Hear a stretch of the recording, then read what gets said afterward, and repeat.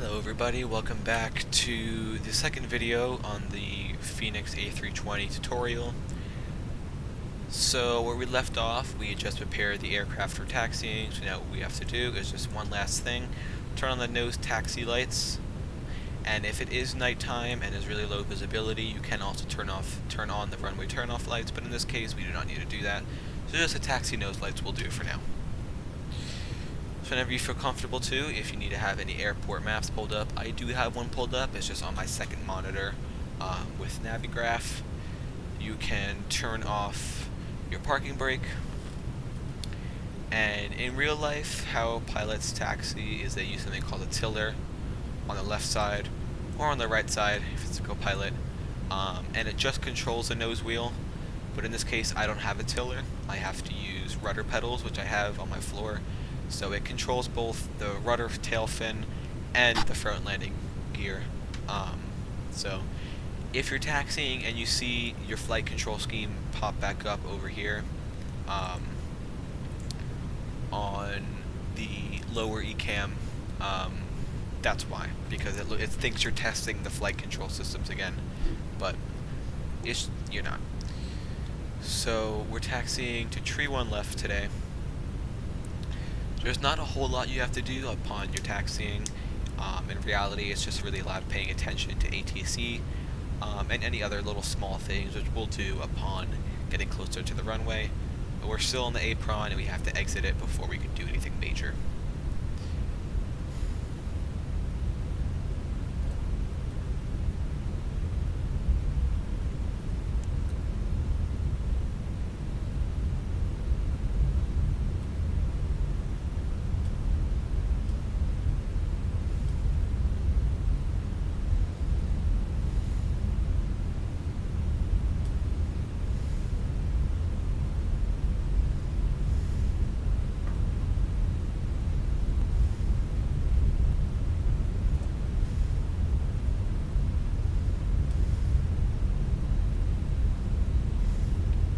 Only because this is such a short flight, this video will most likely consist of the rest of this series, because the airtime in this flight is only about 15 minutes, and we should be at the runway in a very short amount of time.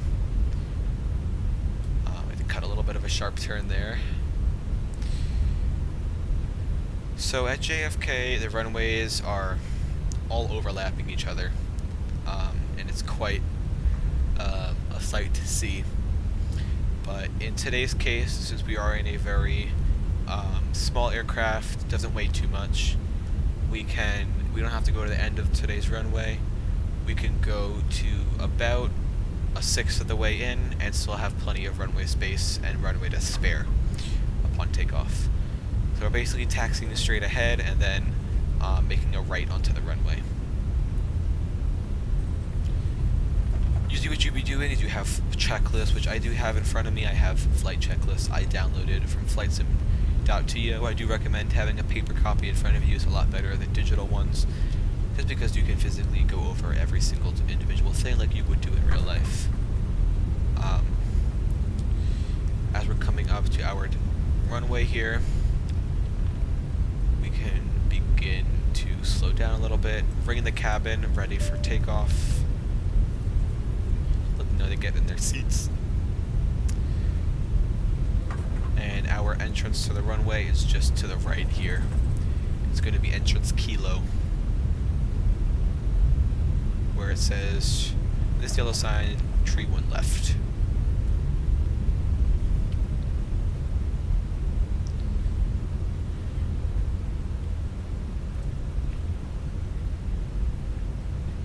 So you don't want to just enter the runway right away, because, I mean, in the game you can, but in real life you usually stop here, wait for takeoff approval or clearance. We have to do a few things. If you want to have your weather systems on, which I do recommend, you can now switch those on. Go over here, switch the system to either 1 or 2. That will turn on. The default is weather, turbulence, and hazards.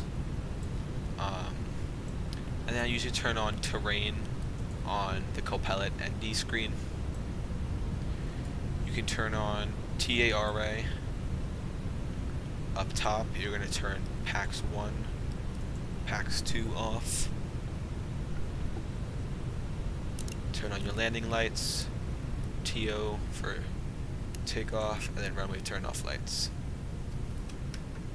That's everything you have to do for takeoff. If you need to watch that back, I did realize I went through that kind of quick.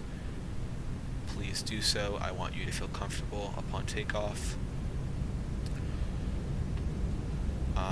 I can't admit lining up on runways is not my strong suit. I've never really gotten the hang of it too well. I'm always a little bit off. I mean, I know pilots are in real life too, but I like to strive to be as best as I possibly can with these things.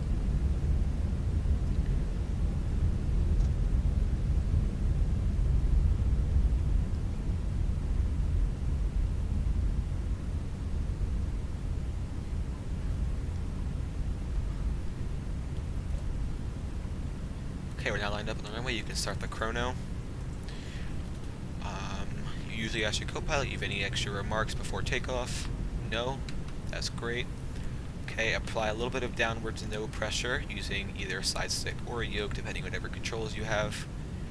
And you're going to move those throttles up to climb, flex, positive 70, flex, and armed SRS.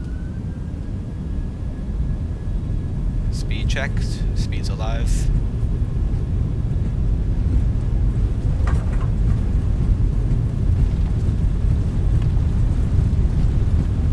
Knots.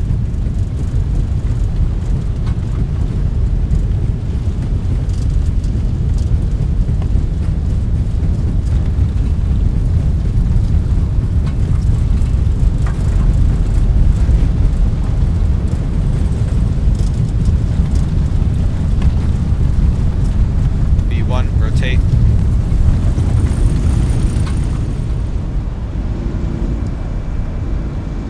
Positive rate, gear up.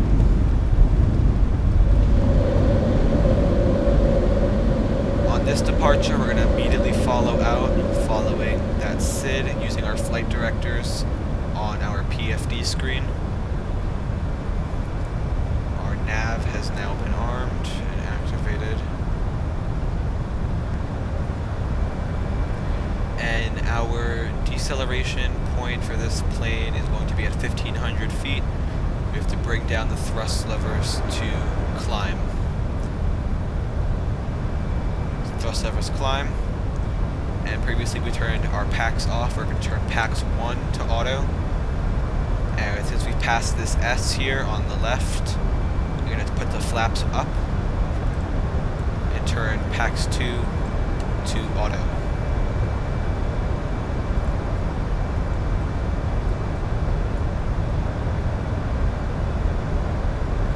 Okay, we're going to activate our autopilot and we're going to turn left, heading 130.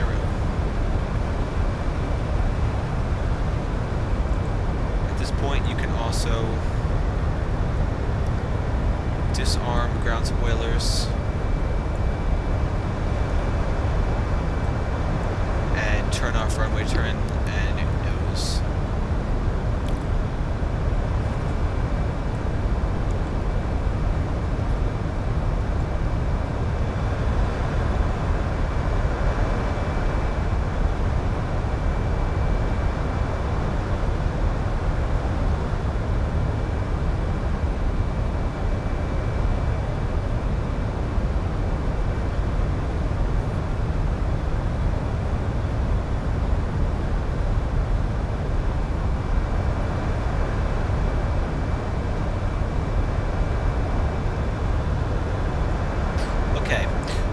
At our cruising altitude of a really high altitude of 5,000 feet. You've successfully taken off, hopefully. The most important things upon takeoff are just maintaining a good center line and making sure do not rotate too early. And don't pull up too quick, you don't want to tail strike.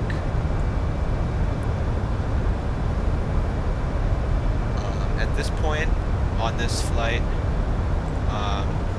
we could start to turn left, heading about 040. JFK is really useful because it has a lot of runways pointing in different directions. So I'm basically just basing my headings off of the runways. Hence 130, 040, all different runways at JFK.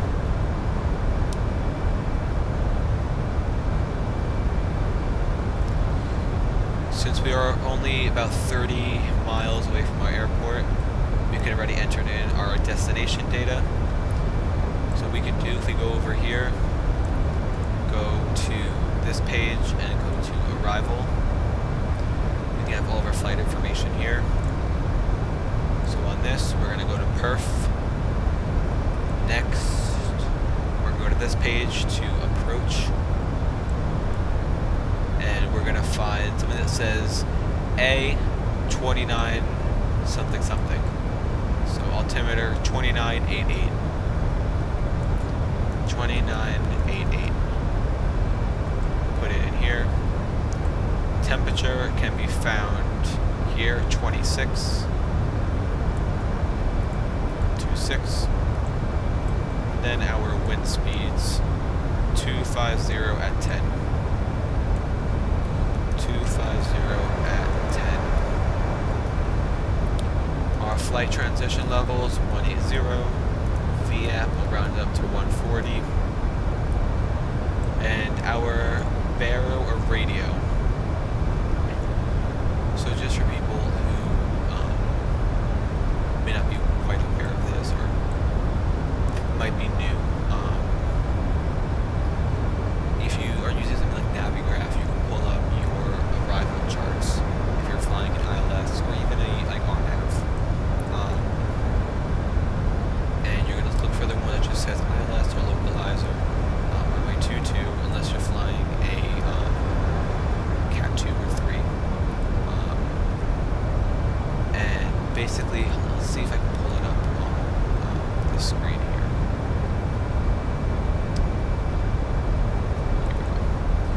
So if we go to approach, and then we're going to find the one that says ILS or 22, here we go.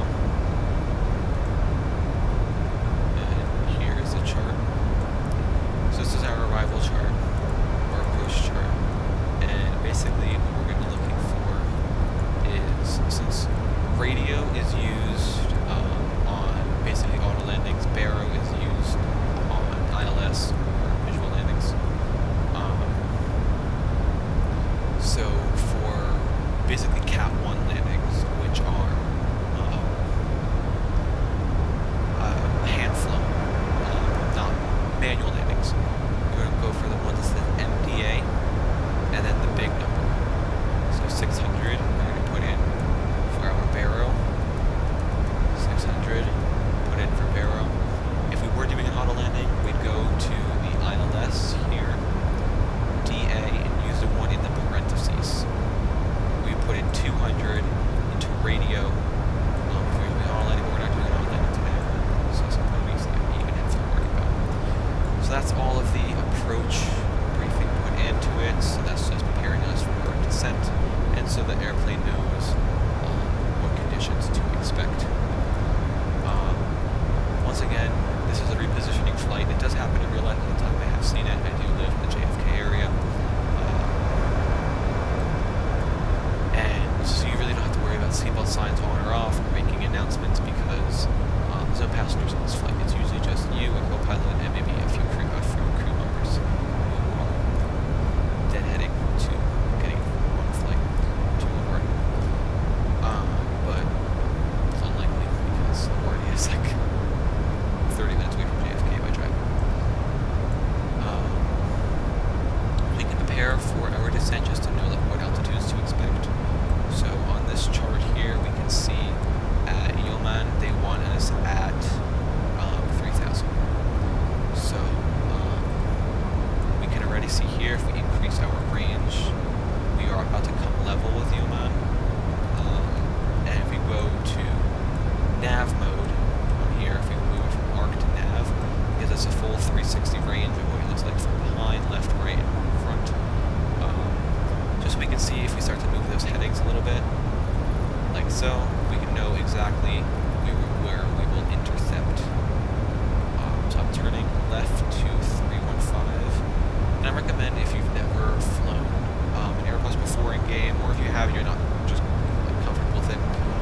same flight plan as I'm doing, and if you can, adjust the weather so that it's ideal for these runways, just so you can exactly follow and feel exactly comfortable what I'm doing, so you can get the real feeling. Like we said before, we have to be, I know it says here at or above 3,000, but I think it's just wise to be at 3,000. And since it is an ILS approach, and we are below 10,000 feet, we can switch on the LS here, so just below the barometer switch here, we can switch on to LS, and the one on the right as well, LS. So you can see we need to be at this purple diamond now, so you have to go down to 3,000. By using vertical speed here, we could use managed speed, but I feel like using vertical right now just because we are discontinuity. We're going to just kind of pull that and just look on our NT screen here. This blue line represents where we will, at what point we will reach the altitude we put in for. So right at Yelma, we will be at 3,000 feet, which is exactly what we're looking for. So we may have just noticed that our speed went rapidly down to 145. That's because we just reached our descent point. You don't want to go down to that speed immediately. You don't want to go down to 145 when you're only at 4,500 feet. Manually put in using your FMC here, FMC, FCU. Just put in 220. 220, give it a little pull. And if you need, you can apply a little bit of speed brakes, so just going down here.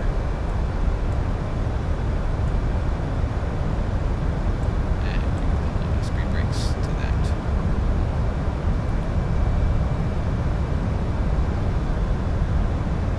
Once, I'm going to switch this back to arc, and since we are less than 5 nautical miles, as you can see, we're less than 5 miles away from Noman, we're going to press this localizer button underneath the heading bug, localizer, so that our plane will catch the localizer, automatically make this turn, put into here, put in 1,900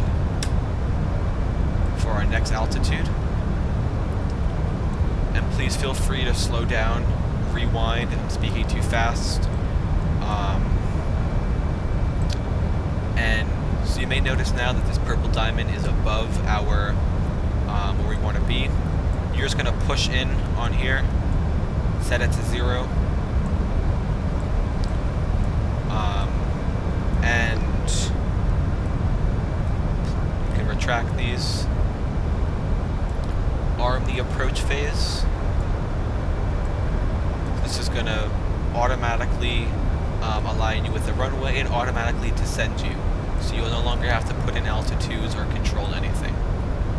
Once this purple diamond passes through here, it will automatically start descending you, as you'll see. We can now go below, we can go to flaps 1. So flaps 1.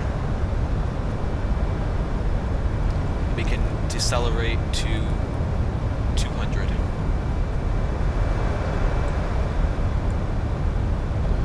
On terrain on our screen.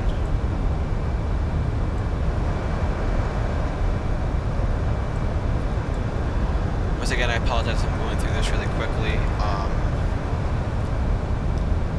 Feel free to rewind, slow down. I'm just trying to make an accessible video for people that I know would have helped me a while ago when learning, because I just needed something quick and efficient to teach me the basic systems of the plane. So let's say we were doing a auto landing, or also known as a Cat 2 or 3 approach, and we didn't have any visibility. You would switch on the other autopilot so that both of them were illuminated, but in this case we only need one of them on. You can just switch on autopilot 1 or autopilot 2. We're going to apply a little bit of spoilers only because we're still going pretty quick and we're close to the runway and we need to get down to 145. We're going to decelerate to 180, and we can put that landing gear down now.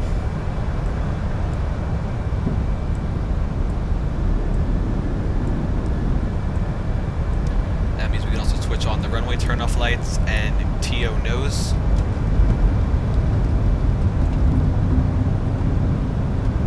We flaps 2, retract the speed brakes, and arm them. There's going to be a little checklist here. Next thing we have to do is just go flaps full. So we're going to push in this speed knob here so it goes to managed, so we don't have to control it anymore. Turn autopilot off, pressing the red button over here on the side stick.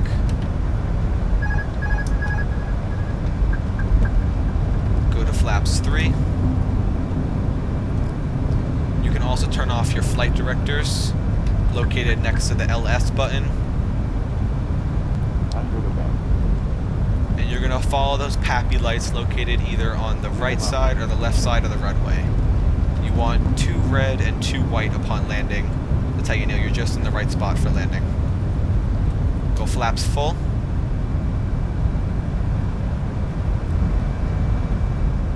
Hopefully my landing is pretty good. I don't want to get too judged today.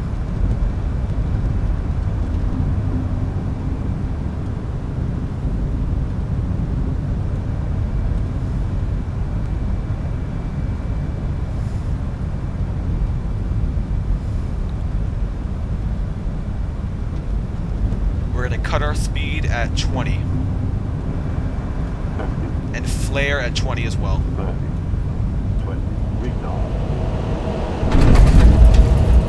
Ooh, rough landing.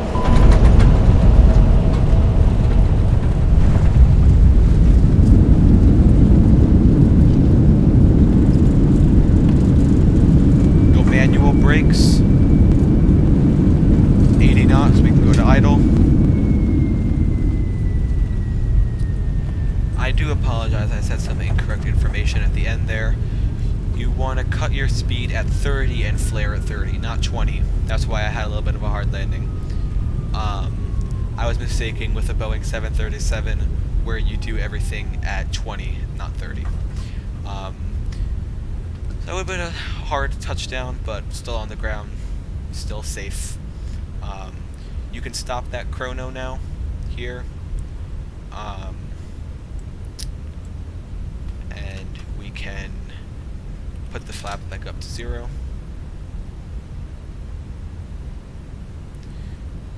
Once you're at a safe point on the taxiway, you can stop yourself for a second. Turn off the landing systems next to the flight directors on both sides. You're going to turn off the weather system down here, and the PWS, and put this onto standby over here, all the way on the right. Ignore that this is in yellow. You just don't want that to you don't want that to be on inside the apron. I think it'd be hazardous. You can turn your nose light to taxi, turn off runway turn off lights, and you can put the landing lights just to off. You don't need to retract them. You can turn your master APU switch on. Once again, you're going to wait for it to say flap open. In the meantime, you can turn your terrains off.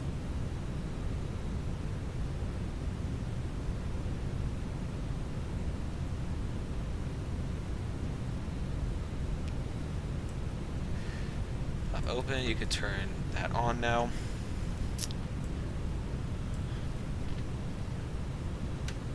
We're just going to make our way to the gate. So in total, this flight time was about 16.5 minutes. Not too bad. I mean, really great. It's a really short flight. Landing could have been better. Once again, that is entirely my fault, obviously. But just make sure you do that flare and thrust cut at 30, not 20. It makes a drastic difference. It really does. And upon your arrival, on ILS arrival, you want to have about a descent rate of about 7 feet per minute. That's the most ideal. It's the safest. It'll get you down to the runway in the best possible way. And once again, you want those PAPI lights to be 2 red and 2 white. And if it's VASI lights, which is, it's only going to be basically either, it's hard to explain. It's usually at smaller regional airports.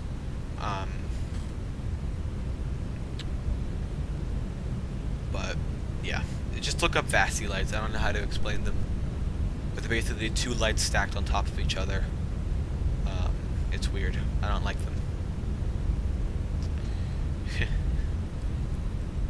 Being judgmental towards a light right now. I don't feel like properly taxiing right now, so we're kind of just going to cut across. Before you enter the actual gate, you're going to turn off those taxi lights so you don't blind the ground crew members.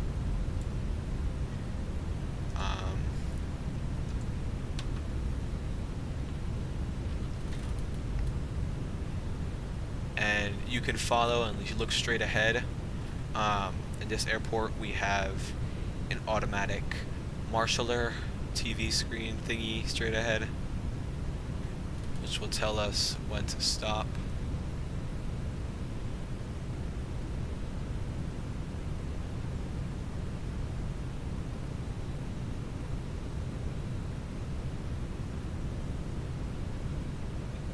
Stop.